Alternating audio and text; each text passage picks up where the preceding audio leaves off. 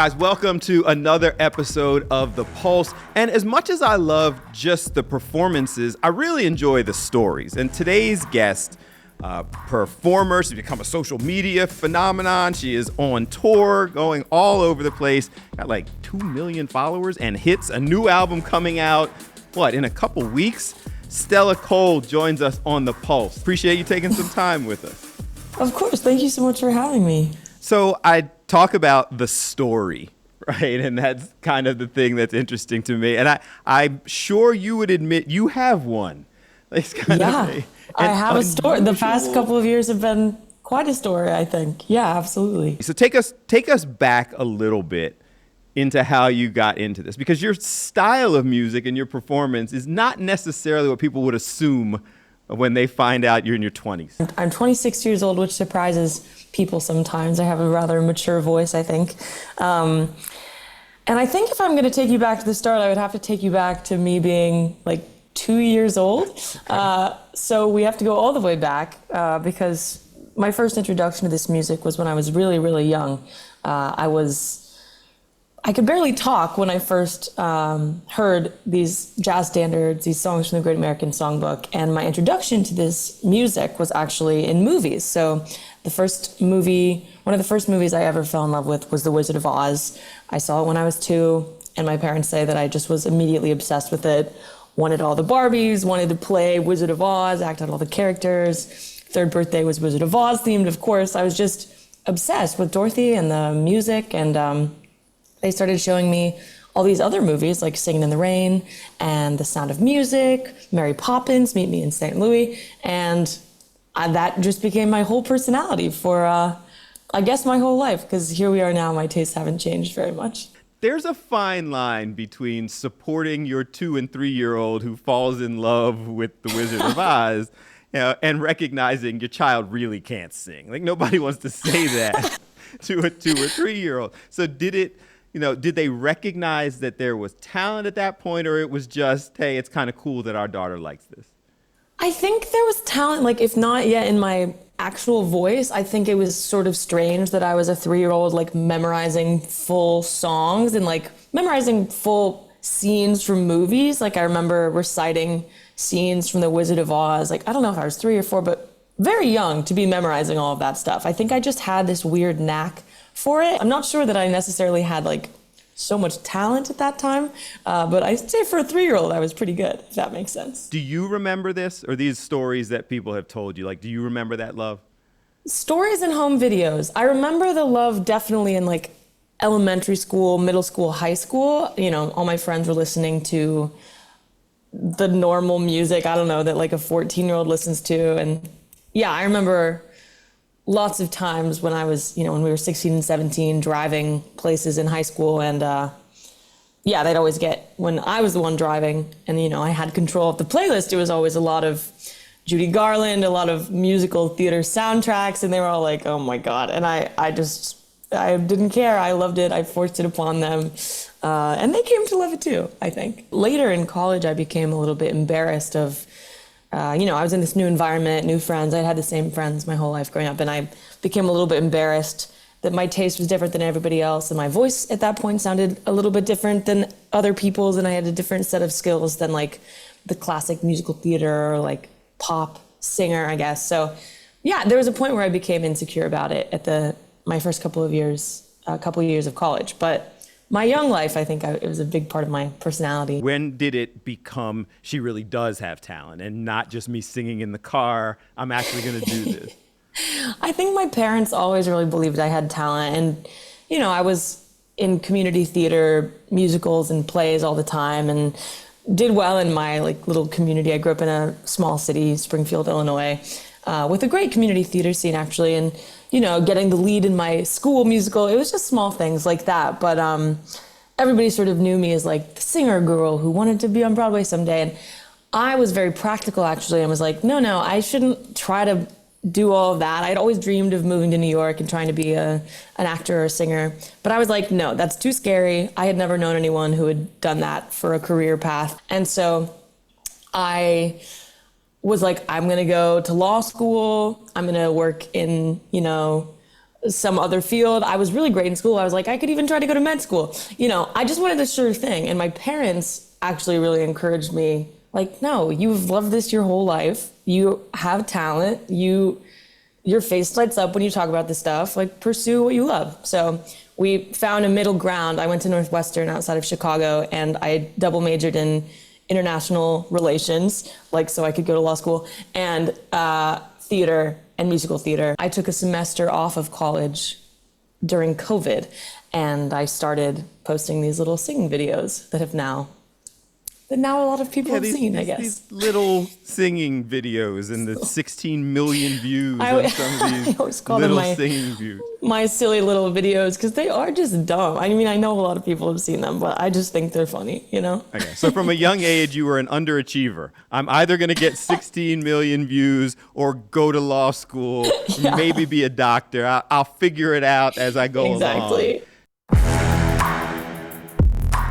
Coming up next, how she overcame her own doubts to achieve her dreams. I never, ever dreamed I would be a recording artist. I assumed there was no market at all for this kind of music. Even when you wanted to go to New York and do the acting and performing, it was musical theater, not like, I want to be a pop star.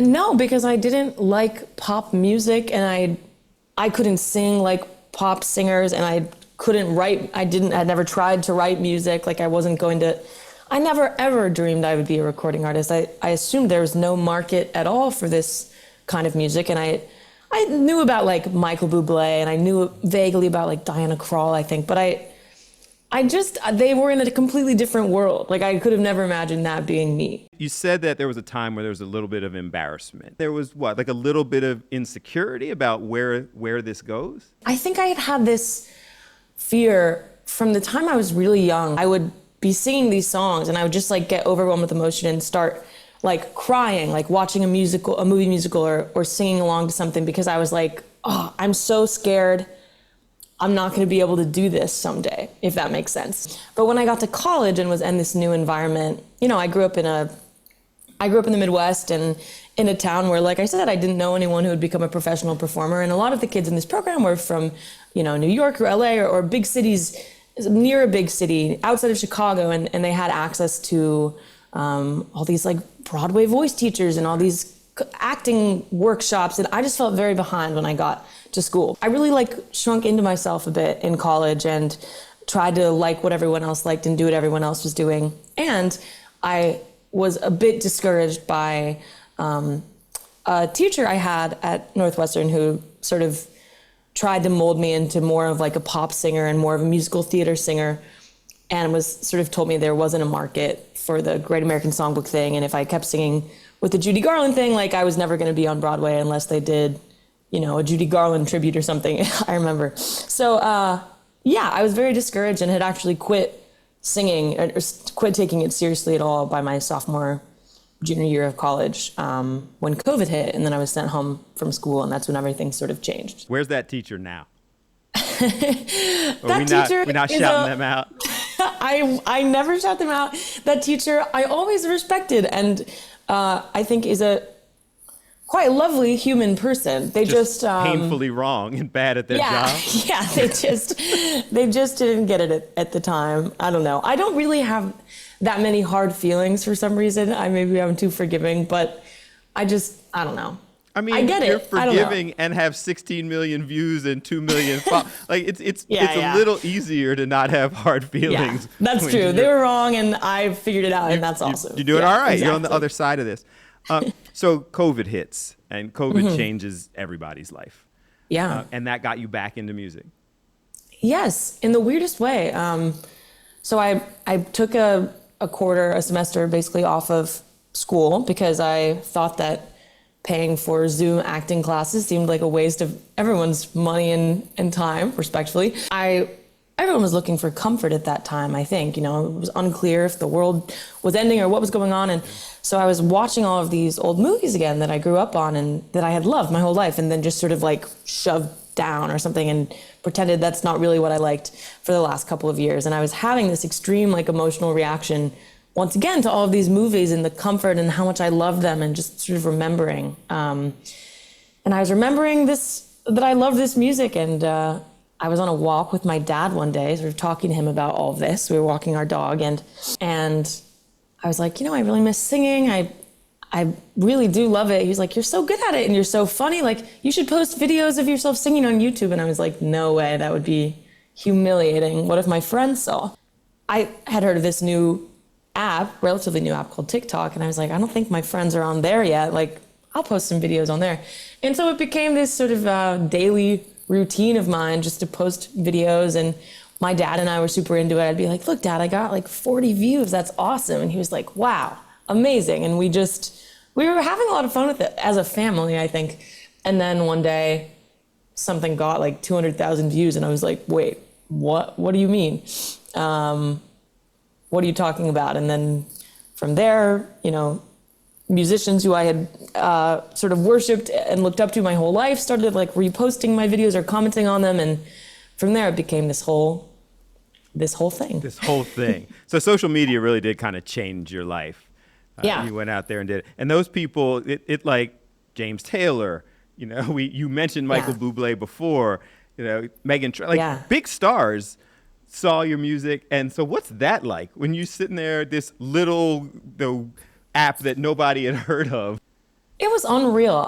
I always talk about it feeling just unreal because it felt just like this little game on my phone or something before it became Michael Bublé and Meghan Trainor and whoever.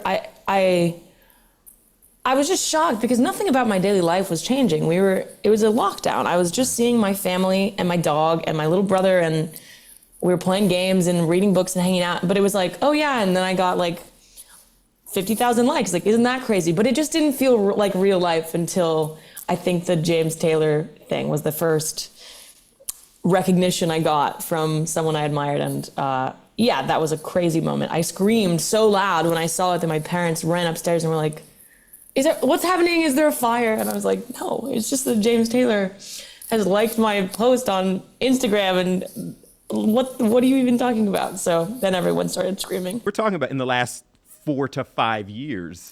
Yeah. That this has happened. And now it's almost 2 million followers across different platforms. What's it feeling like now?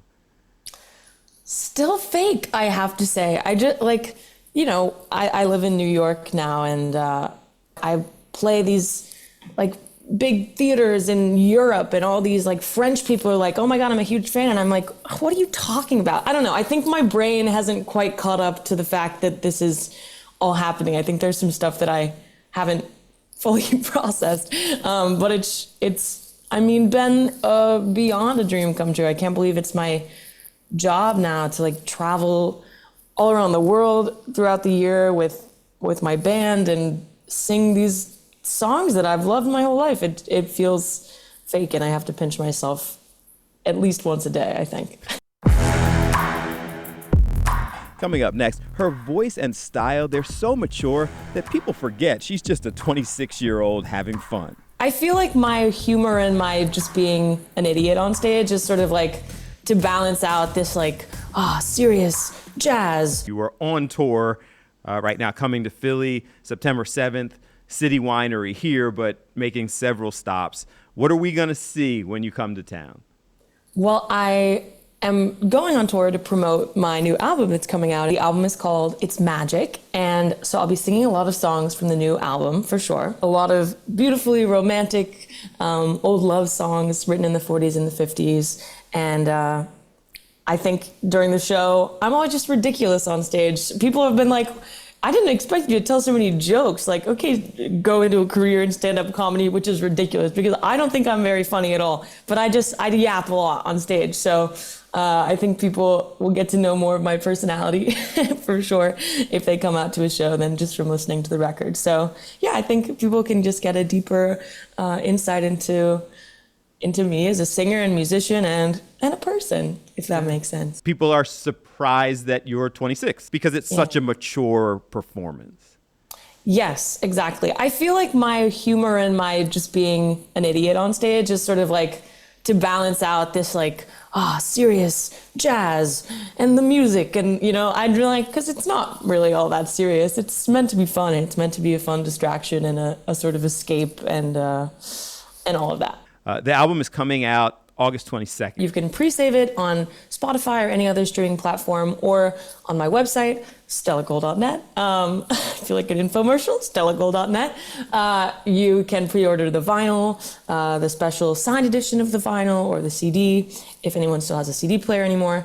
And once the album is out, if you want to go to the shows, then in Philly or elsewhere, I'll be selling the vinyl and everything and signing it for people after the show. I think the vinyl resurgence is so cool. And I also think it speaks to like a greater cultural shift where people are sort of thinking this like vintage aesthetic is cool. Not romanticizing the 1940s and 50s, that's a different thing, but to, be going back and saying like, ooh, I love like this aesthetic, or like these dresses, or, the vintage music, or just everything is so digital and everything is so social media heavy. So I think to go back to like a slower time for entertainment has been interesting for at least my generation. And yeah, I love collecting vinyl, and something I do when I'm on tour is go to vinyl stores and vintage stores everywhere and try to look through vinyl. I think you're an old soul, Stella Cole. Yes, I like that it rhymed. Yeah, okay, right? It's almost like I'm a performer who just can't sing. Coming up next, now that she found her voice, how she's using it to help others. But I found that actually what drives me the most as an artist is, and when I'm the happiest in my job, is thinking about like what I can do for other people. The theme of this show is use your voice for good. So I ask everybody the same question. When you hear the statement, use your voice for good, what does that mean to you? I love that. Well, I think as an artist, it's amazing to have the freedom to do good in people's lives. And I think I used to think that being an artist or an entertainer was a very selfish career where you're just thinking about yourself and what are you going to wear and what's your makeup and, your weight and blah, blah, blah, all these like surface level things that don't matter. But I found that actually what drives me the most as an artist is, and when I'm the happiest in my job, is thinking about like what I can do for other people. And I think what the response I originally got during COVID, as far back as 2020 or 2021 is, people were telling me that listening to my music really calmed them down, or, made them think of a grandmother who had passed, or their mom used to sing them Moon River every night, and now I was singing that and bringing back those memories. So I think like quite literally I'm using my voice for good, in that I really hope that this album and that all of my music can provide a sort of comfort to people in the current time of chaos in our country and world. And when I hear use your voice for good, separately, I think of we need to save the trees. There are lots of trees behind me. I'm currently visiting family in the middle of the woods, but I'm just such a big nature girl, and what's happening to the environment makes me so sad and distressed. So go plant a tree, everybody.